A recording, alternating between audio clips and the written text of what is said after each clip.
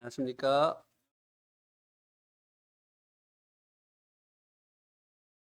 어, 여러분들이 기도해 주셔서 제주도 방문 잘 마치고 돌아왔습니다. 다들 힘든 그런 시간을 보내고 계신데 저희들만 좋은 시간을 보내는 것 같아서 미안한 마음도 있었습니다. 그래서 저희들이 어떻게 지내고 있는지 사진도 올리고 좀 하고 싶었는데 혹시라도 어려움이 되실 그런 분들이 있을까 해서 제 페이스북에만 올리고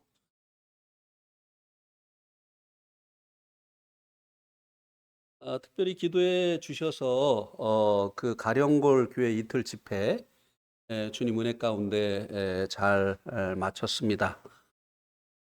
기도해 주셔서 감사를 드립니다. 오늘 말씀은 베드로전서 3장 18절에서 22절까지 말씀이 되겠습니다.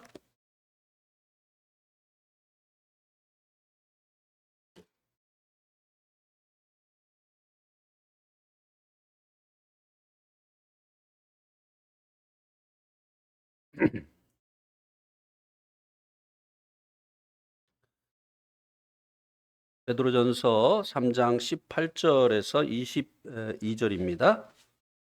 형제님들 한 절, 자매님들 한 절 이렇게 교독하시겠습니다. 시작. 그리스도께서도 단번에 죄를 위하여 죽으사 의인으로서 불의한 자를 대신하셨으니 이는 우리를 하나님 앞으로 인도하려 하심이라. 육체로는 죽임을 당하시고 영으로는 살리심을 받으셨으니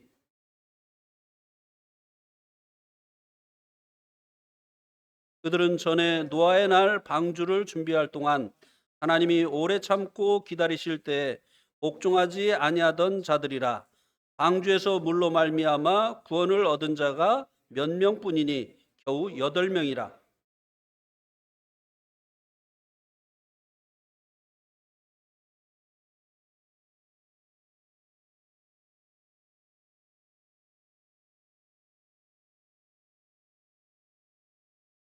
그는 하늘에 오르사 하나님 우편에 계시니 천사들과 권세들과 능력들이 그에게 복종하느니라.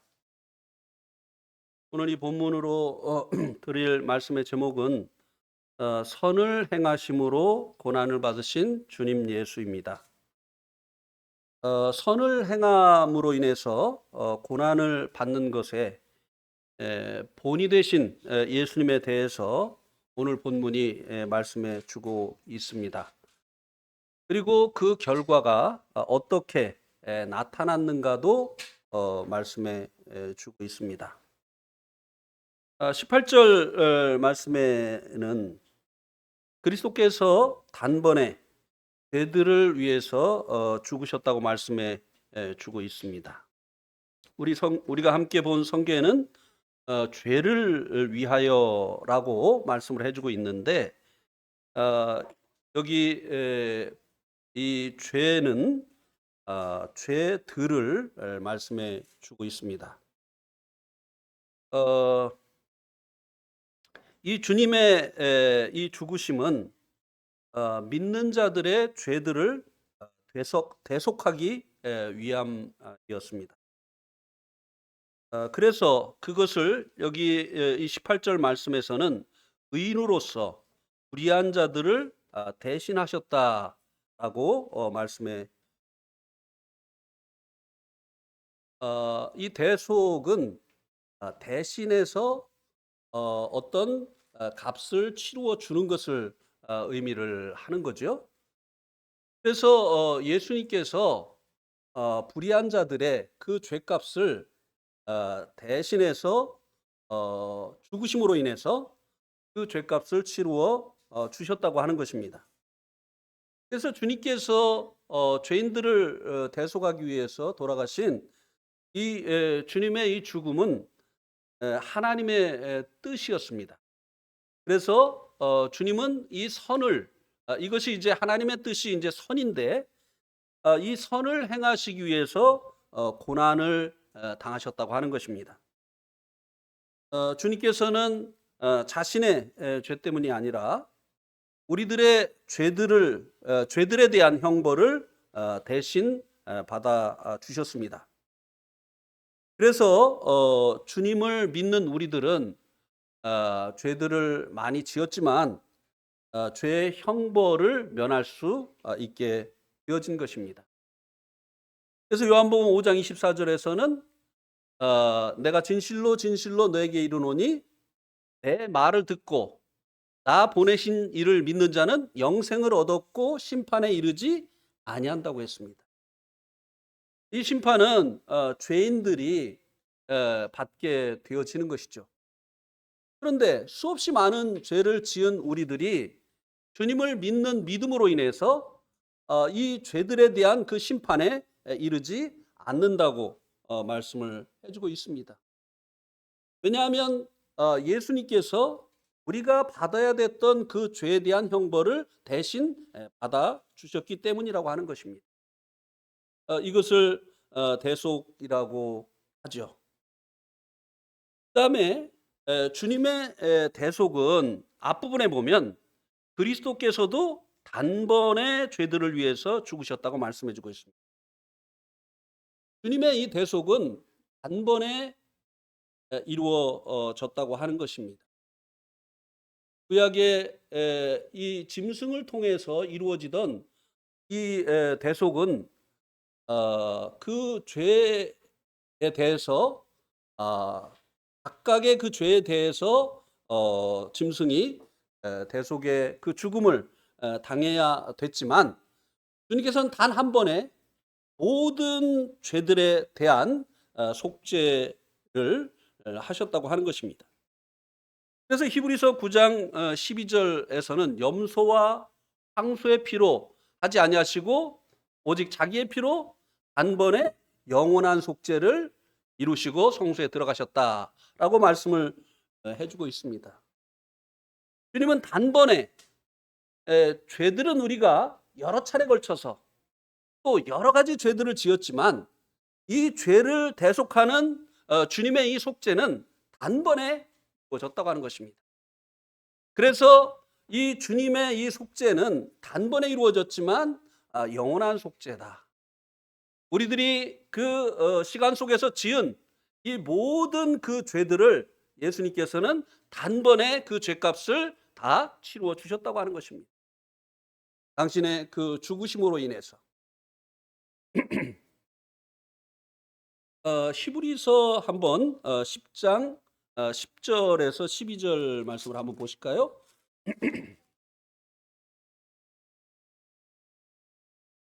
히브리서 10장 10절에서 12절. 이 뜻을 따라 예수 그리스도의 몸을 단번에 들이심으로 말미암아 우리가 거룩함을 얻었노라. 제사장마다 매일 서서 섬기며 자주 같은 제사를 드리되 이 제사는 언제나 죄를 없게 하지 못하거니와 오직 그리스도는 죄를 위하여 영원한 제사를 드리시고 하나님 우편에 앉으사. 주님께서 당신의 몸을 단번에 들이심으로 말미암아 우리가 거룩함을 얻었다고 말씀해 주고 있습니다. 그러나 구약의 제사장들은 매일 서서 섬긴다고 말씀해 주고 있죠. 12절 말씀에서 주님께서는 죄를 위하여서 한 영원한 제사를 드리시고 하나님 우편에 앉으셨다고 하는 이 말씀과 구약의 제사장들은 서 있다고 하는, 매일 서서 제사를 드린다고 하는 말씀이 비교가 되지 않습니까? 구약의 이 제사장들의 이 제사는 죄를 없이 하지 못했습니다. 그러나 주님의 이 제사는 단번에 이제 우리들의 죄를 없애고 우리들을 거룩하게 해 주셨기 때문에 이제 주님께서는 계속 서서 반복해서 제사를 드리지 아니하시고 하나님 보좌 우편에 앉으셨다고 하는 것입니다. 더 이상 이제 제사 드릴 필요가 없어졌기 때문이죠. 그래서 이제 17절 18절도 한번 보실까요? 그들의 죄와 그들의 불법을 내가 다시 기억하지 아니하리라 하셨으니 이것을 사하셨은즉 다시 죄를 위하여 제사 드릴 것이 없느니라. 하나님께서 예수님의 몸으로 드려진 이 속죄 제사로 인해서 우리들의 죄와 불법에 대한 그 값을 지불을 받으셨기 때문에 기억지 않는다고 하는 것입니다. 또 용서해 주셨다고 하는 것입니다. 그래서 우리 편에서 우리들의 죄들에 대한 제사를 드릴 필요가 없게 되어졌다고 하는 것입니다. 한 번에 영원한 제사가 주님으로 인해서 이루어졌다고 하는 것입니다. 1989년으로 기억이 됩니다. 그 김영삼 대통령께서 세입자들을 보호하기 위한 법을 만드셨어요. 그래서 이 주인이 세입자들에게 3년 안에는 그 전세금을 올리지 못하게 하는 이런 법을 만들었어요. 그래서 새 들어있던 저희들이 큰 고통을 당했습니다. 세입자를 위해서 법을 만들었는데 세입자들이 이때 굉장히 큰 고통을 당했어요. 왜냐하면 그 법이 선포되기 전에 주인들이 이때가 아니면 전세금을 못 올린다 이래가지고 2배로 올렸어요. 그래가지고 참 곤란했습니다. 300만 원 전세에 있는데 600만 원을 달라는 거예요. 그래서 이제 주인에게 저희 집을 내놓으시고 600만 원에 전세 들어올 사람이 있으면 받으세요. 우리는 이제 300만 원으로 방을 얻을 수 있는 집을 찾아다녔습니다. 거의 매일. 어디가 있어요? 없어요. 그것도 이제 성남시 중동이라고 하는 그 산 밑에 있는 집이었거든요. 그래서 아무리 찾아봐도 다른 그 주인들도 이때다 하고 다 전세금으로 올렸기 때문에 도저히 구할 수가 없었습니다. 월세라도 보증금을 300만 원을 넣고 얻어보려고 하는데 만만한 데가 없어요. 그런데 어느 날 주인이 저희를 그래가지고 그냥 500만 원, 200만 원만 올리면 해주겠다고 얘기를 하는 거예요. 그래가지고 속으로 저희가 아니 한 푼도 없는데 어떻게 200만 원을 또 올려달라고 하는 거야. 그러니까 100만 원 깎아준다는 얘기였어요. 그래가지고 아유 우리 그것도 없다고 그냥 내놓으시라고 이렇게 얘기를 했더니 아니 그 사람들 보내신 거 아니에요? 이렇게 얘기를 하는 거예요. 누군가 왔다 간 거예요. 우리들의 사정을 알고 누군가가 왔다 간 거예요. 근데 누군지를 모르겠어요. 누가 와서 100만 원만 깎아주세요. 그렇게 했던 거예요. 200만 원 드릴 테니까 100만 원만 깎아주세요. 이렇게 한 거예요. 우리를 위해서. 근데 누군지를 알아야 연락을 해서 주인이 100만 원 깎아준답니다. 이렇게 이제 얘기를 할 수 있을 텐데 누군지를 몰라요. 그래서 하나님 앞에 기도만 했습니다. 주님 누구의 마음을 감동하시어서 우리 집값을 올려주려고 했는지 모르겠습니다. 주님은 아시지 않습니까? 주인이 깎아준다고 하니 그 사람이 이것을 알게 해주세요. 그렇게 주님 앞에 기도할 수밖에 없었습니다. 그리고 나서 일주일이 지났는데 주인이 돈 들어왔다는 거예요. 우리가 지불해야 되는 이 돈을 누군가가 대신 지불해 주었습니다. 우리는 아무 인상분을 한 푼도 지불하지 아니하고 그 집에서 계속 살 수가 있어요. 주님께서 우리의 죄값을 당신의 그 피로 다 지불해 주셨어요. 단번에 영원히. 그래서 우리 편에서는 죄에 대한 형벌을 받지 않아도 되게 되어졌다고 하는 것입니다.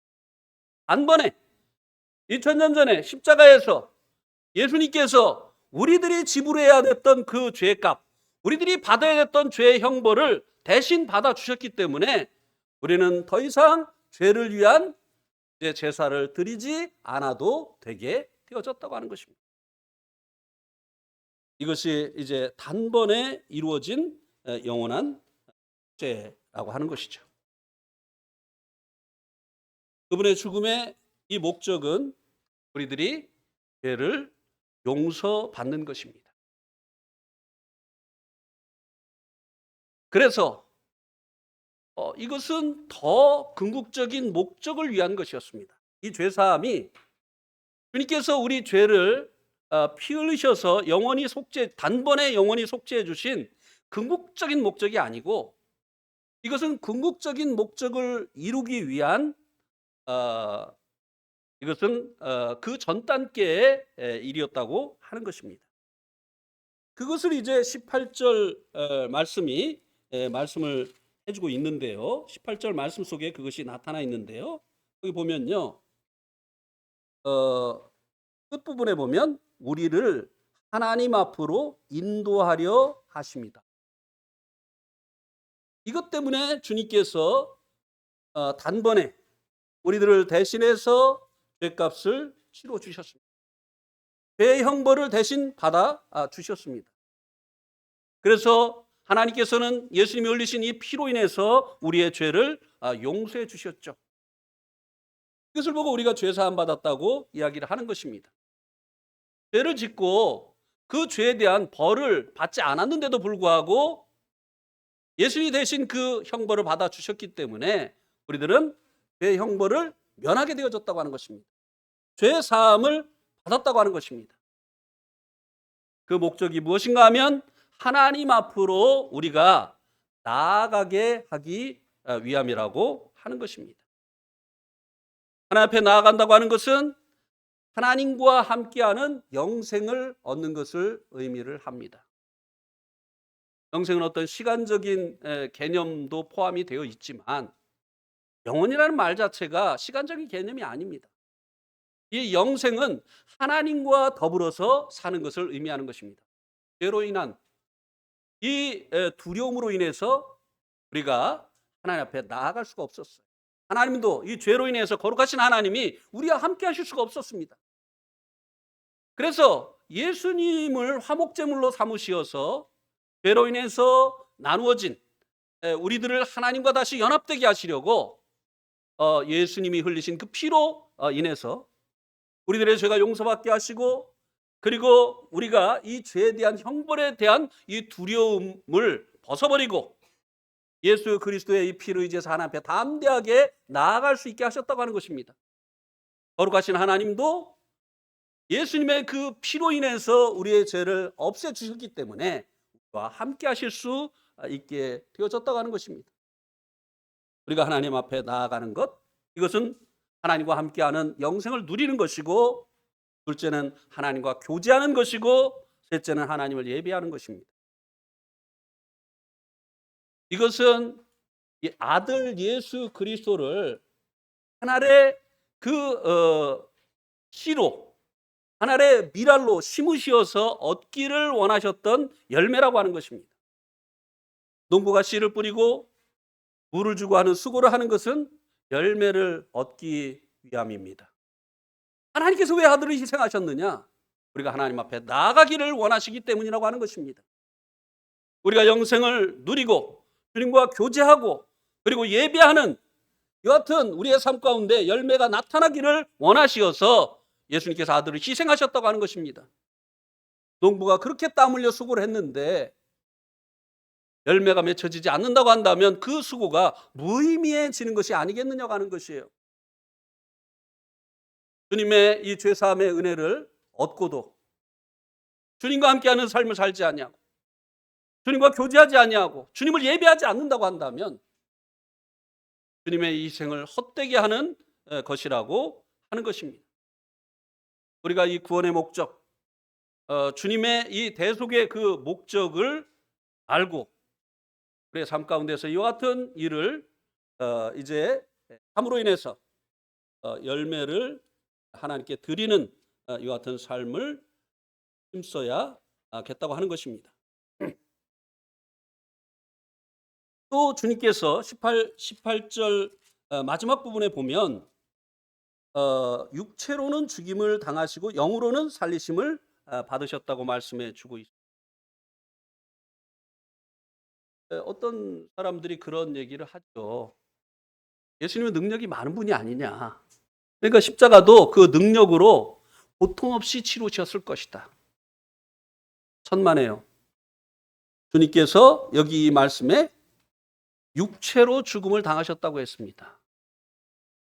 우리와 동일한 찌르면 아프고 때리면 멍드는 이런 육체로 주님께서 죽음을 당하셨다고 말씀해 주고 있습니다. 주님께서 이 십자가에서 당해야 되는 그 몸으로 당해야 되는 그 고통이 얼마나 크신 것을 미리 아셨습니다. 그래서 아버지가 할 수만 있으면 이 잔을 내게서 옮겨달라고 간절히 기도하셨던 것입니다. 얼마나 간절히 기도하셨으면 주님의 땀방울이 핏방울로 변했겠느냐고 하는 것입니다. 3번씩이나 기도하셨어요. 그러나 주님께서 내 뜻대로 마옵시고 아버지의 뜻대로 되기를 원하나이다 라고 이제 이 죽음을 이제 허락하셨기 때문에 주님께서는 그 몸으로 말할 수 없는 이 고통을 당하시면서 우리의 죄를 대속해 주셨다고 하는 것입니다. 주님이 이 선을 행하시기 위해서 얼마나 큰 이 고통을 당하셨나를 이 말씀이 우리들에게 말씀해 주고 있는 것입니다. 그리고 예수님께서는 죽으심으로 인해서 우리의 죄를 대속하시는 구원자가 되셨습니다. 그러기 위해서 부활하셔야만 됐습니다. 만약에 주님께서 부활하시지 않으셨다고 한다면 주님은 우리들의 구원자도 될 수 없었고 우리들의 임금이 될 수도 없었고 우리는 우리 죄 가운데 계속 있어야만 됐을 것입니다. 우리 한번 고린도전서 15장 한번 말씀을 보시겠습니까?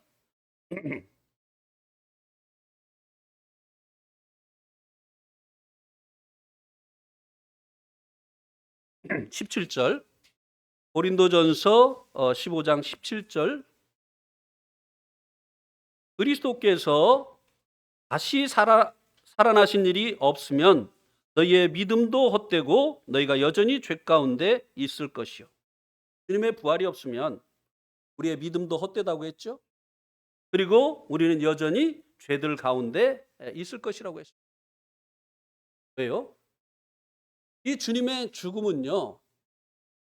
이 부활을 통해서 한번 로마서 1장 4절 한번 보시기 바랍니다. 로마서 1장 4절.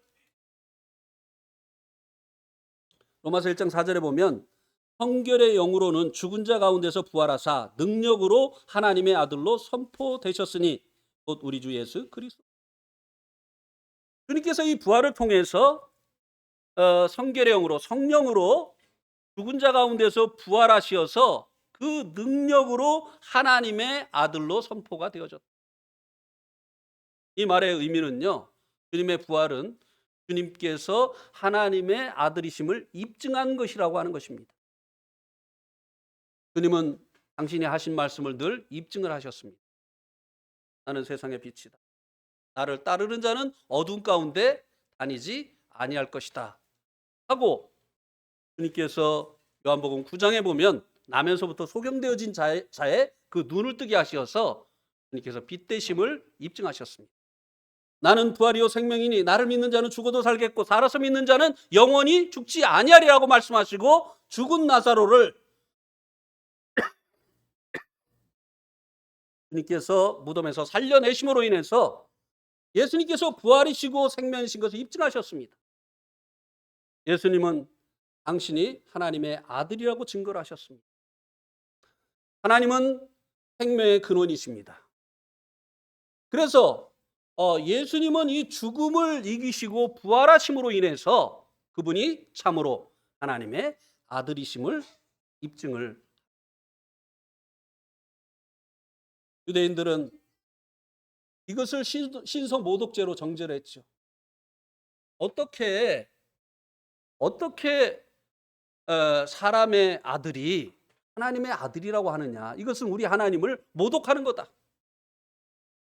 그러나 주님께서 이 죽음을 이기시고 부활하심으로 인해서 그분이 참으로 하나님의 아들이시다라고 하는 것을 입증을 하신 것입니다. 그래서 그분은 우리의 구원자다.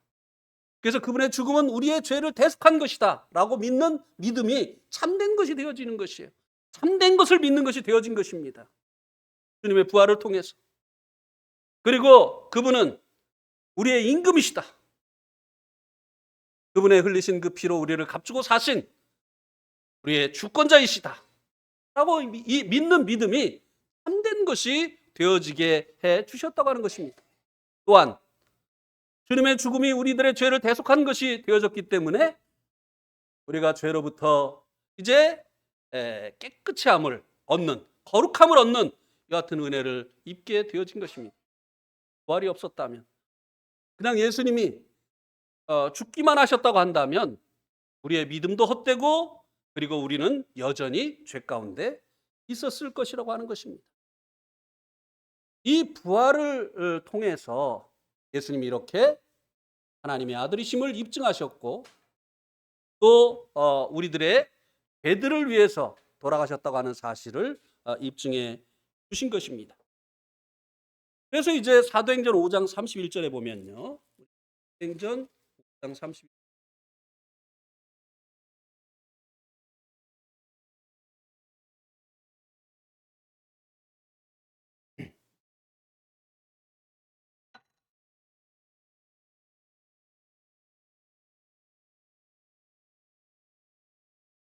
사도행전 5장 31절에 보면 30절 31절을 읽겠습니다.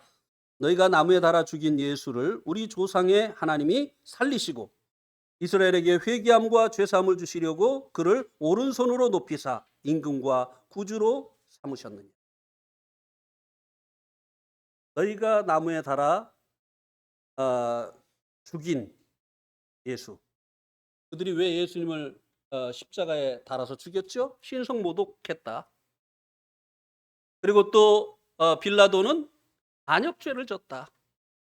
어떻게 우리가 세운 헤롯이라고 하는 왕이 버젓이 있는데 자기를 유대인의 왕이라고 하느냐. 이것은 반역죄다. 그리고 마땅한 죄다. 그런 죄목을 가지고 유대인들과 빌라도가 예수님 십자가에 못 박아 죽였습니다. 그런데 하나님께서 살리셨어요. 성령님으로 인해서 죽은 자 가운데서 하나님께서 다시 살리셨습니다. 그래서 이스라엘 그들이 잘못했다고 하는 것을 하나님께서 입증하셨습니다. 그들의 회개를 촉구하시고 그리고 또 그들이 예수님을 믿게 되어질 때 죄사함을 얻게 해 주셨습니다.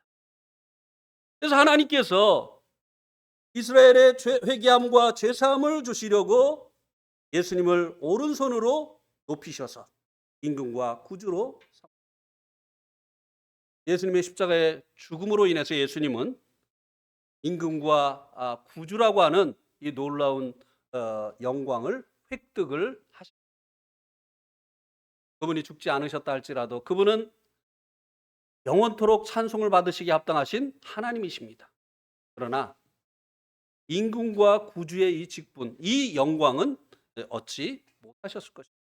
죽음을 통해서 우리를 대속하시는 이 죽음을 통해서 그분은 우리의 구주라고 하는 이 영광을 얻게 되어졌고 그리고 우리들의 임금이라고 하는 이 영광을 얻게 되어졌다고 하는 것입니다.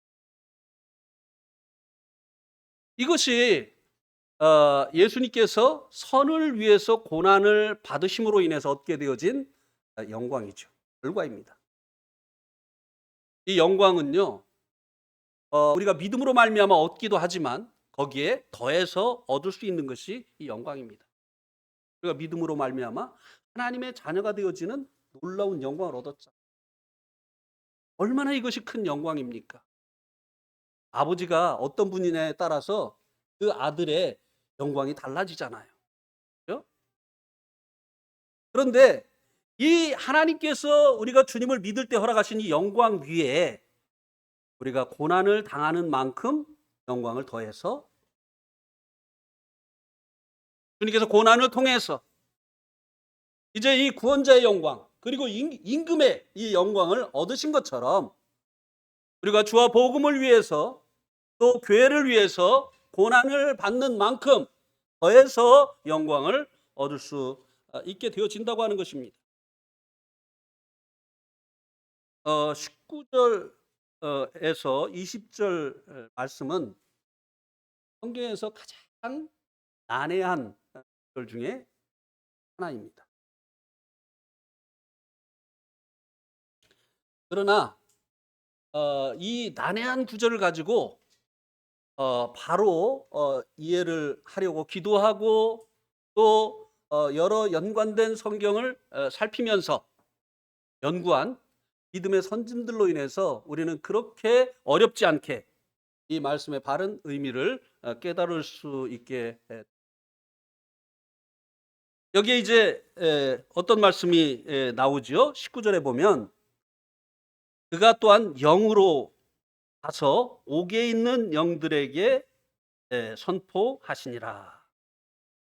여기 19절에 이제 아주 그 난해한 그가 영으로 예수님께서 영으로 하신 이 말씀이 어떻게 보입니까? 예수님께서 죽으신 동안에 그 육체가 죽으신 동안에 영으로 가서 어디에? 이 말씀이 그대로 보면 가서 옥에 천주교에서 말하는 그 연옥과 같은 옥에 있는 영들에게 가서 선포하셨다. 이렇게 보이잖아요. 그죠? 그러면 이제 이렇게 보면 어떤 문제가 생깁니까? 네, 또다시 구원받을 기회가 있구나. 굳이 세상에서 예수님 믿고 외톨이가 되어지고 여러 가지 손해보면서 살 거 없이 세상에서는 재미나게 살다가 죽은 다음에 그때는 이제 알 거 다 알았으니까 이제 거기서 안 믿으면 큰일 나니까 거기서 믿으면 되지 하는 제2의 구원의 기회가 있다고 하는 이런 이제 그 교리를 낳게 되잖아요. 그러니까 이 세상에서 복음 전할 필요도 없고 그리고 또 이 세상에서 예수님 믿고 고난받을 필요도 없어진다고 하는 이런 이제 문제가 생기는 것이 아니겠습니까? 그래서 뭐 죽은 자를 위해서 그 16세기에는 천주교에서 속죄부를 팔기도 하고, 네, 죽은 사람을 위해서 그 속죄부를 사게 되어지면 연옥에 있던 그 사람이 이제 천국으로 가게 되어진다. 또 죽은 사람을 위해서 세례를 받으면 그 사람을 대신해서 세례를 받으면 그 사람의 죄가 사함을 받는다. 이런 이제 성경 전체에서 말하고 있는 것과는 맞지 않는 그런 이제 교리 생겨난 게 아니겠습니까? 그러면은 그가 또한 영으로 가서 옥에 있는 영들에게 선포를 하셨다고 했는데 그럼 여기 지금 현재 그 옥에 있는 이 성경을 기록할 당시에 예수님이 돌아가셨을 때 그 옥에 있는 영들은 뭘 얘기하느냐? 20절에서 말씀해 주고 있습니다. 보세요. 요거부터 이제 풀어 나가야 되겠죠? 20절에 보면 그들은 전에 노아의 날 방주를 준비할 동안 하나님이 오래 참고 기다리실 때 복종하지 아니하던 자들이다 라고 말씀해 주고 있습니다. 이 지금 현재 그 예수님이 돌아가셨을 때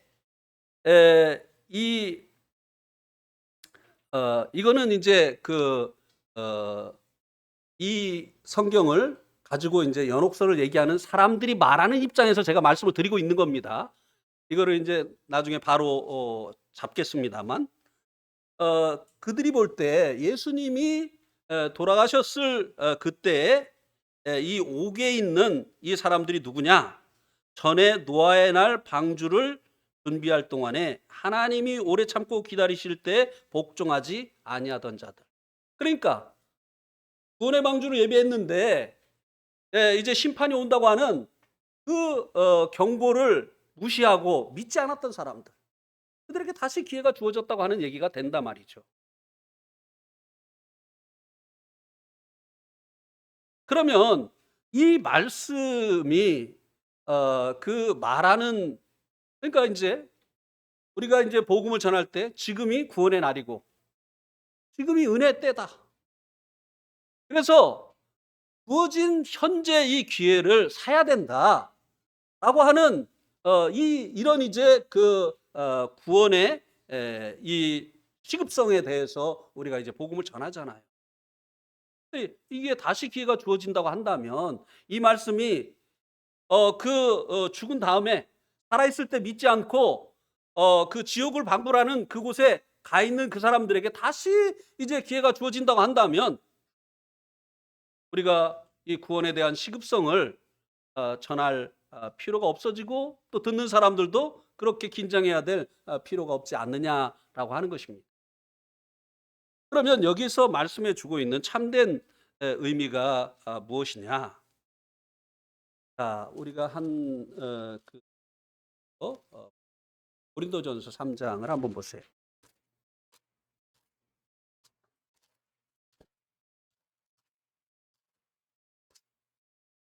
고린도전서 3장 5절.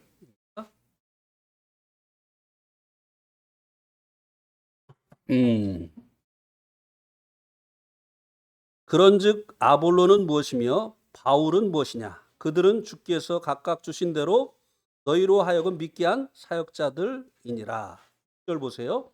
나는 심었고 아볼로는 물주었으되 오직 하나님께서 자라나게 하셨나니. 이 말씀은 영혼을 구원하고 자라나게 하시는 분이 누구라고 말씀해 주고 있습니까? 하나님이다. 그런데 실제적으로 그 일을 누가 했다고요? 아볼로는 나는 심었고 내가 복음 전했고, 그리고 아볼로는 그 성도들을 양육했다 이 말이에요. 물을 주었다. 그러니까 바울이 복음 전했고 아볼로가 성도들을 양육을 했는데, 그래서 이 고린도 성도들이 구원받고 영적으로 성장하게 되어졌는데 이 일을 하나님이 하셨다라고 말씀해 주고 있습니다. 그래서 여기 하나님께서는요, 이 시대에만 당신의 일을 사람들을 통해서 하시는 분이 아니에요. 하나님은 늘 당신의 일을 당신의 사람들을 통해서, 특별히 자신을 하나님께 드린 헌신된 사람들을 통해서 하나님께서 당신의 일을 하셨습니다. 그래서 여기 이제 다시 돌아오시면 그가 또한 영으로 가서는 여기 이제 성령님을 말씀해 주는 거죠. 이제 이 노아를 통해서 노아 시대 때 이 사람들에게 하나님께서 심판을 경고하셨잖아요. 120년. 노아가 이제 그 나무를 그 켜는 소리가 심판에 대한 경고였습니다. 노아가 망치질하는 그 소리가 심판에 대한 경고였어요. 무려 120년 동안 하나님께서 이 방주를 짓는 심판의 때에 그 심판을 면할 수 있는 이 방주를 짓는 노아를 통해서 성령으로 말미암아 하나님께서 그들에게 경고하셨다고 하는 것입니다. 구원의 방주, 이 길 외에는 심판을 면할 수 있는 다른 길이 없다고 하는 것을 하나님께서 말씀을, 그들은 듣지 않았습니다. 그래서 그들은 이제 이 음부라고 하는 이곳에 이제 들어가게 되어진 것이죠. 심판을 받게 되어지고 이 음부라고 하는 이곳에 지옥과 방불한 불타는 이 지옥과 방불한 이 음부라고 하는 이곳에 들어가게 되어진 것입니다. 그래서 이 말씀은 예수님께서 죽으시고 부활하시기 전에 그 기간 동안에 주님께서 이제 몸은 죽으셨지만 영은 살아 있었기 때문에 영으로 그 연옥이라고 하는 그곳에 가서 예수님께서 그 믿지 않고 죽은 그 사람들에게 다시 한번 기회를 줬다고 하는 말씀이 아니라고 하는 것입니다. 기회는 살아있을 때뿐이에요. 오늘이라고 하는 일컫는 이날, 하나님께서 이 때를 마감치 않고 있는 이 은혜의 날, 지금 이때가 구원받을 수 있는 날이라고 하는 것입니다. 죽음 후에는 심판이 있습니다. 사람이 한번 죽는 것은 정해진 것이고 그 후에는 심판이 있다고 했어요. 죽음 후에 다시 기회가 있다고 성경은 말하고 있지 않습니다. 살아있는 동안에 기회가 있을 뿐이라고 말씀해 주는 것입니다.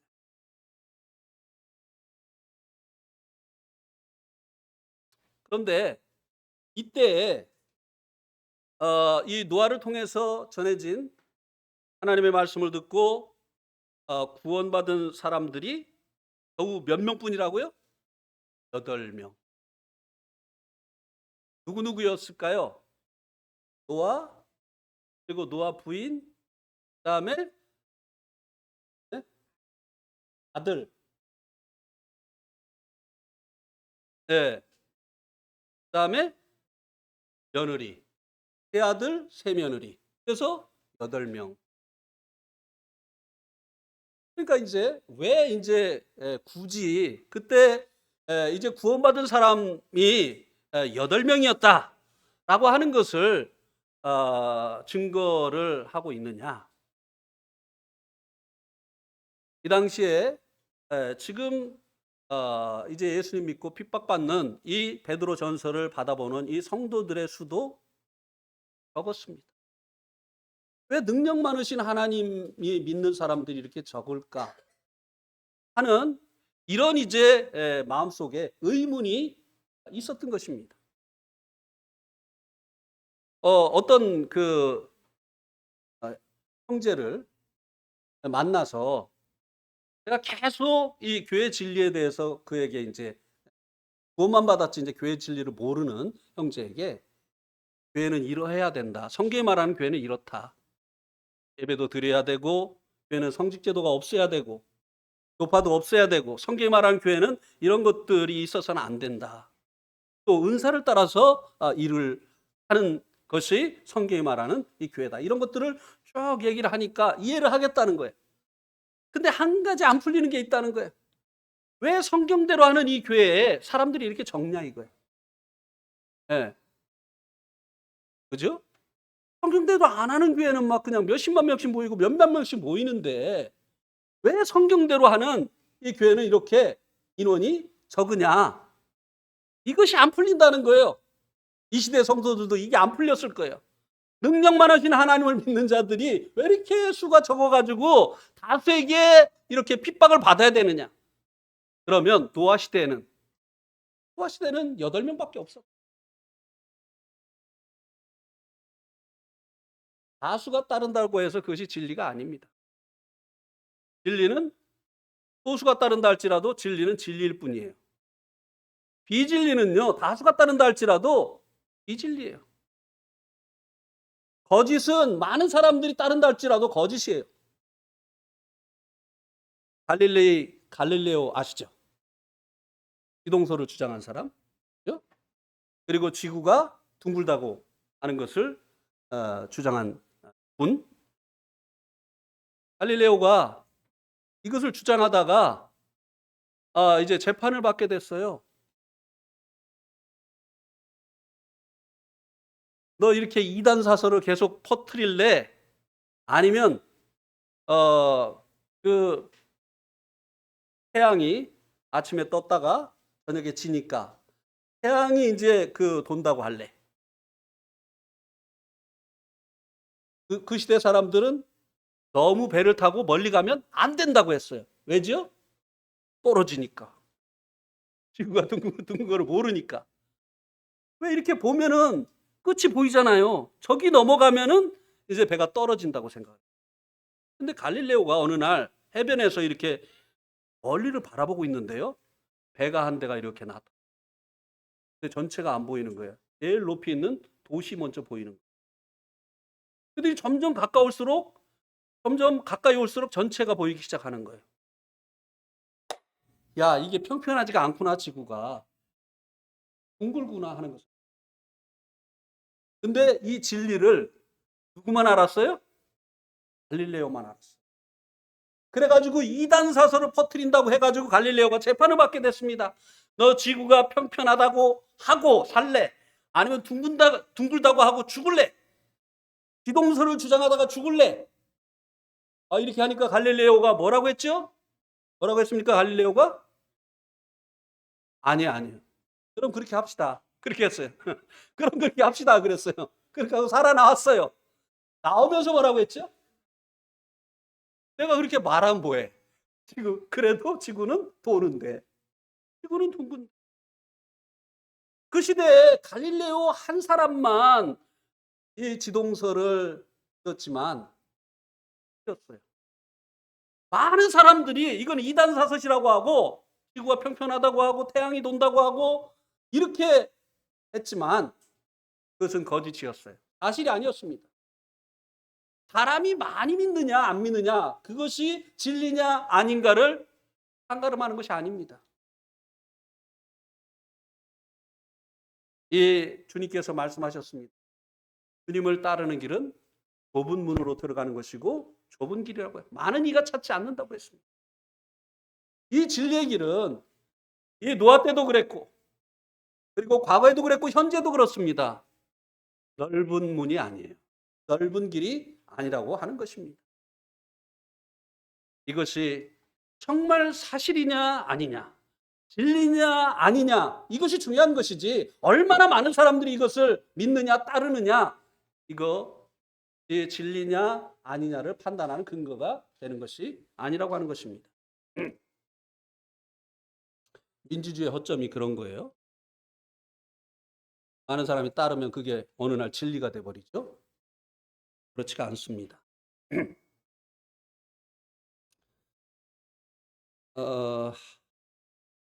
여기 이제 옥에 있는 영들에게 이제 선포했다고 했는데요. 이 옥은 그러면 무엇을 말하느냐? 누가복음 16장 23절 한번 보세요. 누가복음 16장 23절.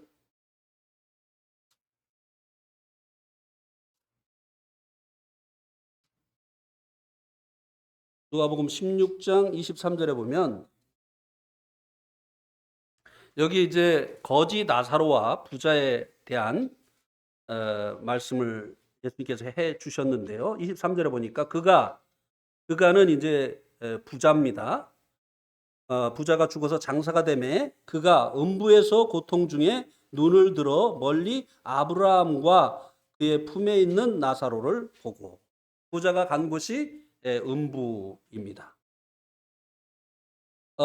이 음부가 어떤 곳인가를 24절이 말씀해 주고 있는데요. 나사로를 보고 불러 이르되 아버지 아브라함이여 나를 긍휼히 여기사 나사로를 보내어 그 손가락 끝에 물을 찍어 내 혀를 서늘하게 하소서. 내가 이 불꽃 가운데서 괴로워하나이다. 불꽃 가운데서 괴로움을 당하는 지옥과 아주 방불한 그런 곳이 이 부자가 간 음부라고 말씀해 주고 있습니다. 그리고 이제 음부와 이 아브라함의 품이라고 한 이 곳이 이제 나누어져 있다고 했습니다. 그런데 이 구원받은 이 성도들이 가는 지금 이 아브라함의 품은 비어 있습니다. 예수님 죽으시고 부활하신 후에 예수님께서 이곳에 있는 성도들을 데리고 이제 천국으로 가셨기 때문에 이제 이곳은 비어 있습니다. 그러나 불신자들이 있는 이 음부는 계속 불신자들로 채워져 있는 것이죠. 그래서 계시록 한번 보세요. 계시록 20장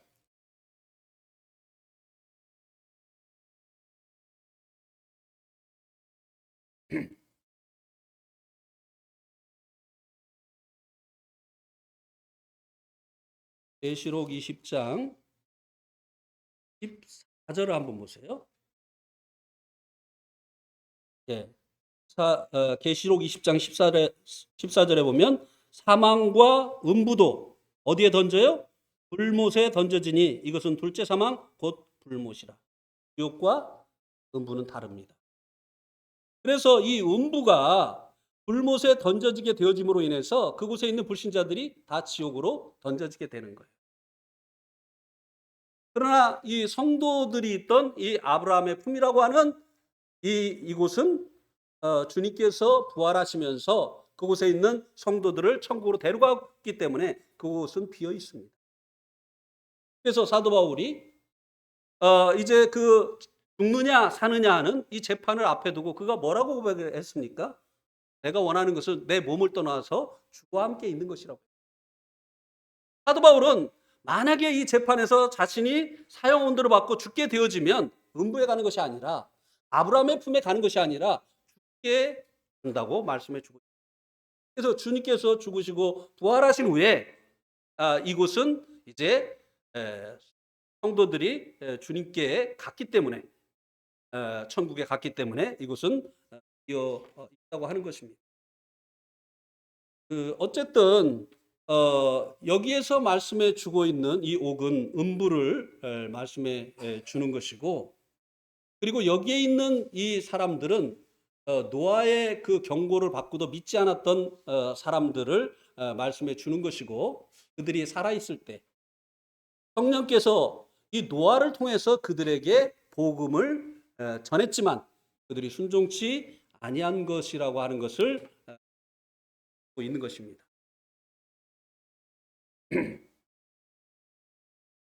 그 다음에 이제 마지막 21절, 21절에 보면 22절도 있죠. 21절에 보면 두 가지 침례에 대해서 말씀을 해주고 있습니다. 여기에 보면 21절에 보세요. 물은 예수 그리스도께서 부활하심으로 말미암아 이제 너희를 구원하는 손이라고 했습니다. 이 성경을 아는 이들에게, 특별히 이 유대인들에게 이 물은 무엇입니까? 노아의 홍수 때 하나님께서 세상을 심판하신 심판의 도구죠. 두려운 것이 바로 이 물이었습니다. 그런데 그 심판의 도구인 그 물이 이제는 예수님의 부활하심으로 말미암아 심판이 아니라 구원의 표가 되어졌다라고 말씀을 해주고 있습니다. 근데 그것이 무엇이라고요? 심례다라고 말씀해 주고 있습니다. 그럼 여기서 말씀해 주고 있는 구원의 표가 되어진 이 물, 그것은 무엇을 말하느냐? 우리들이 받는 그 침례를 말씀해 주고 있는 것이 아닙니다. 만약에 우리들이 받는 이 침례를 말씀해 주고 있다고 한다면 우리가 침례 받으면 죄 씻음 받고 구원을 받는다는 얘기가 되잖아요. 그죠? 그러면 예수님이 이 땅에 오셔서 그렇게 고난당하시면서 십자가에 돌아가실 이유도 없었고, 그렇잖아요? 그 다음에 또 십자가에서 예수님이 돌아가실 때 그 한쪽편에 있었던 강도는 침례 받았습니까? 못 받았습니까? 너는 오늘 나와 함께 낙원에 있으리라. 그렇게 한 그 강도는 내려와서 침례 받고 죽었습니까? 아니요. 근데 주님께서 너는 나와 함께 낙원에 있으리라. 이렇게 말씀을 하셨잖아요. 그러니까 여기서 말하고 있는 구원의 표인 이 물, 이것은 이제 우리들이 받는 그 침례를 말씀해 주고 있는 것이 아니라고 하는 것입니다. 그럼 무엇을 의미하느냐? 자, 누가복음 12장 50절을 한번 보시기 바랍니다. 누가복음 12장 50절.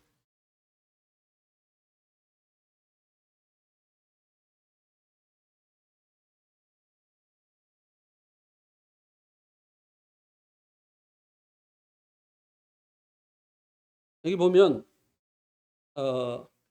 나의 받을 침례가 있으니 그것이 이루어지기까지 나의 답답함이 어떠하겠느냐. 이 말씀을 하실 때는요, 예수님 요단강에서 이미 침례를 받으신 후입니다. 그런데 예수님이 또 받아야 될 침례가 있다.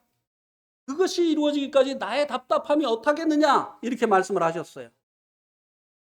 이것은 주님의 십자가의 죽음을 앞에 두시고 그 십자가의 죽음을 침례라고 말씀을 하신 것입니다. 하나님께서 과거에 이 물로 죄인들을 심판하셨지 않습니까? 그런데 십자가에 예수님께서 우리들의 죄들을 짊어지시고 죄에 대한 하나님의 심판을 받으신 것입니다. 하나님의 그 심판 속으로 예수님께서 이제 빠지게 되어질, 하나님의 그 심판 속으로 들어가게 되어질 이 일을 앞에다 두시고 내가 받을 침례가 있는데 그것이 이루어지기까지 나의 답답함이 어떠하겠느냐. 그래서 아버지 할 수만 있으면 이 잔을 내게서 아버지 할 수만 있으면 이 잔을 내게서 옮겨주십시오. 이렇게 세 차례 예수님께서 기도를.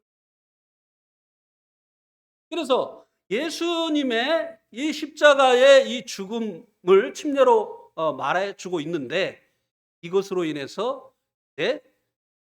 예수님이 죽으시고 부활하심으로 인해서 이 침례는 구원의 표가 되어졌다고 하는 것입니다. 그러면 우리들이 받는 침례는 무엇이냐라고 하는 것입니다. 그것에 대해서 여기 이제 21절에 보면 이는 육체의 더러운 것을 제하여 버림이 아니요 하나님을 향한 선한 양심의 안군이다. 우리가 이제 이 침례를 받을 때 물속에 들어갔다 나오잖아요.